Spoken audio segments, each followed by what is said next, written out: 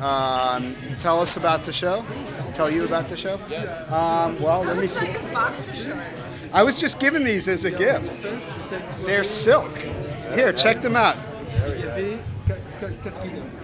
Nice, right? And it says Port L'Homme on them, on the tag. Actually, I got a couple of gifts tonight. I got a record, a CD of like different African music, mostly Nigerian from what I saw.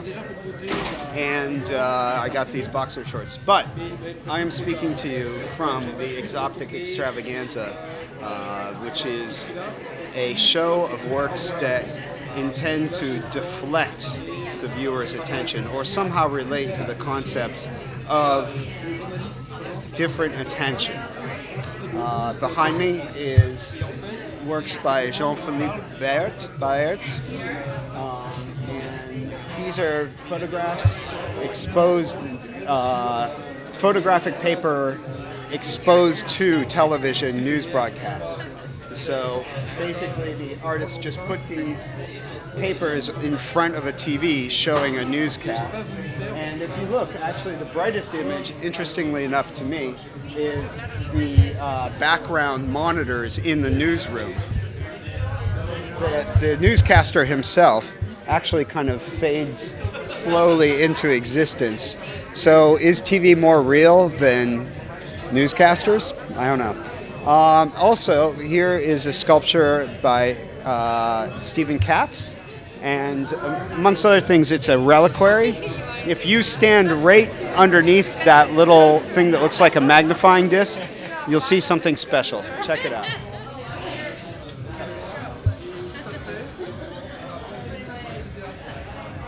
Look, you have to look very closely.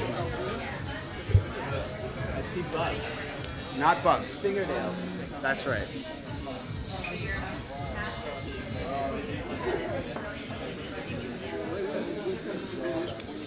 And the significance of that? All right, continuing around. Should I give you a whole tour? The significance of the fingernails. Well, you could ask the artist, but I actually know 3 people who have extensive fingernail and toenail collections. One of my friends who has a big toenail and fingernail collection keeps them in a mug in the shape of a tit. Yes, I'm not sure of the significance of that either. Over here are works related to exoptic media, explaining exoptic media and deflective media. Basically, as you can see, traditional media attract your attention, and deflective media deflect your attention. So you're free to do what you would like to do, and your eye is directed away from the TV screen. This is This is an exopticon, which is a TV sculpture that shows you in a close-up view Exoptic Fields, the first release from Blind Eye Media. This is a videotape that's intended to cure TV and internet addiction by gently pushing the viewer's eyes away from the TV screen. So if you feel like you've been getting a dose of too much TV and too much internet surfing, put this tape on in your home and it will clear away those clogged eyeballs and like help you look away from the TV screen and rediscover your other 3 senses. Over here are a couple more works explaining the concepts behind deflective media and exoptic fields. One of the works Kinko's didn't really want to have happen, as you can see. So it is truly deflective. It's so deflective that you can't even see it. Did Kinko censor the work? Kinko's didn't finish the job. Which Kinko's can we blame for that? Actually, I wasn't part of that project, so I can't tell you. But these photographs in the bottom show Blind Eye Willy Mal, the creator of Exoptic Fields, hard at work in the SIA storefront, which happens to be my apartment. But in any case, selling Exoptic Fields tapes from the storefront. Okay. All right. Over here, I'm gonna give a description, then go put my cigarette out. Over here, this is work by Bob Gill, a designer who designed the Exoptic Fields box, including multiples of the case itself and the prototype, the original prototype. And if you look carefully, that aspirin bottle can tell you more of the story while I go put out my cigarette.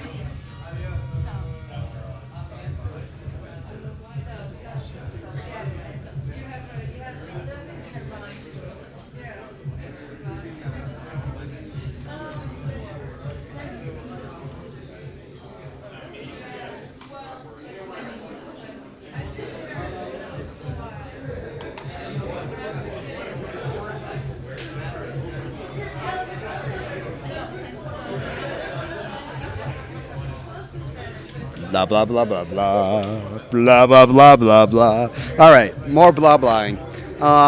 Over here is an installation version of Blind Heat. I call it the Chimes Square mix.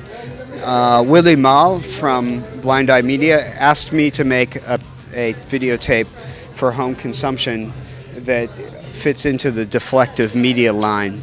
And I made a tape for not only directing the viewer's eyes away from the TV screen, but also for increasing passion by heating up the room.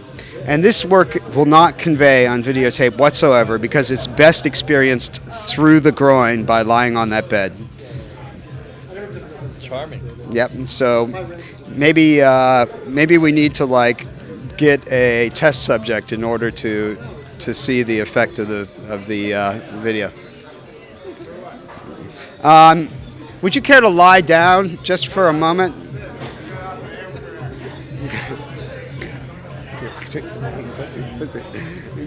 What happened? You just got off Amtrak and what? From Minneapolis. From Minneapolis? Yeah. Could you do us a favor and lie down just for a second and tell us what you're experiencing? Because the people in video land can't experience it through the camera. Not without my Amtrak pillow. It's in the back.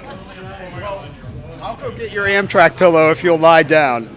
There's actually a pillow right there. Stay down. All right.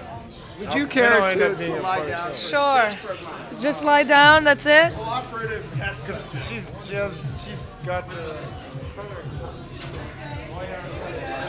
All right, I'm going to just turn up the amplifier.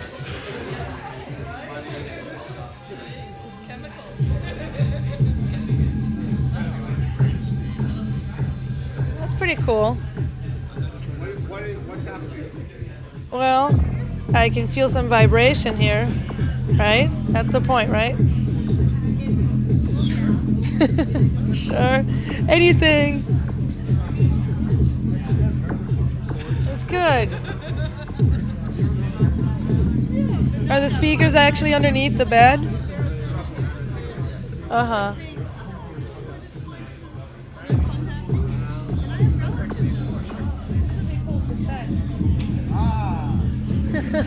She got the point. It would be good, yeah, it would work. It would work good for sex. This is like an installation version of a deflective media tape.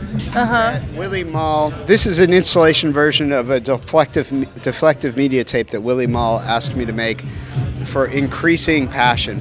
So all the deflective media is supposed to direct your eyes away from the TV screen, but this tape has the added benefit of not only increasing your sensitivity to the other senses that are dulled by looking at TV too much, but it's supposed to increase passion. So I'm glad that something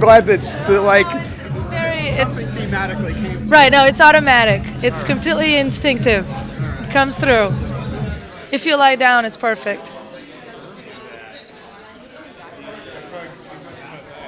What about this last piece, Ben?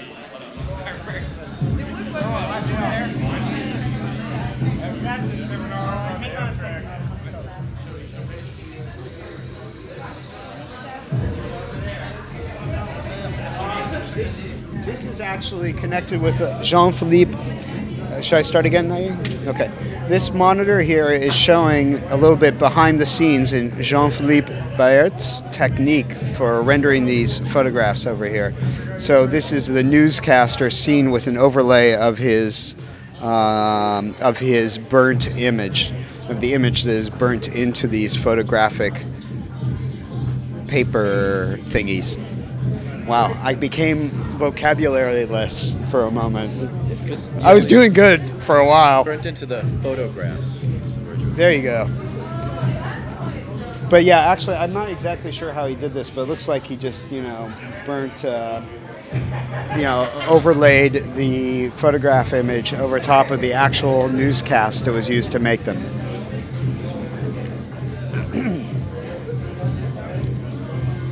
Thank you. Closing words? Yeah. In closing, I ask you, each and every citizen of Earth, to use deflective media wisely, because we all need to look away once in a while. Say two. Actually, there is one other thing which is... Yes, whenever you're ready. Well, at the moment, we are standing outside on 42nd Street. Times Square, the home of media intended to make you look. Attractive media. Media that's meant to draw you in, draw your eyes towards it, much as a moth to the flame. And here we have, in the heart of Times Square, a display advocating media that makes you look away. So, beyond that, I can't explain a fucking thing about it. I don't really understand it. You do? Well, as you can see, okay, I'm gonna rise to the challenge. As you can see from that distorted TV way in the back there, please be patient while your camera person focuses on that. As you can see from that distorted TV in the back, deflective media doesn't linearly attract your eye. In fact, the rays that come out of the deflective media TV tube may just as well bend backwards, drawing you every which way but at the screen. Drawing your attention every which way but at the screen. You can edit that. All right. And beyond that, there's a whole bunch of quotes up here, diagrammatic explanations of what the hell deflective media and traditional media do.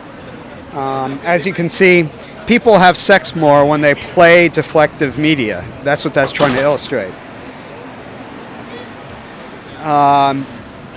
Actually, I don't know if that's true, but I do know that watching TV, I do know that it's not marriage that stops people from having sex. It's watching TV when you're married that stops people from having sex. Other than that,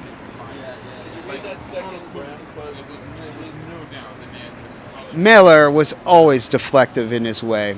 He embodied what these deflectionists are brewing as so-called art, but he cheers them on nonetheless. N. Mailer from Triumph's Redux.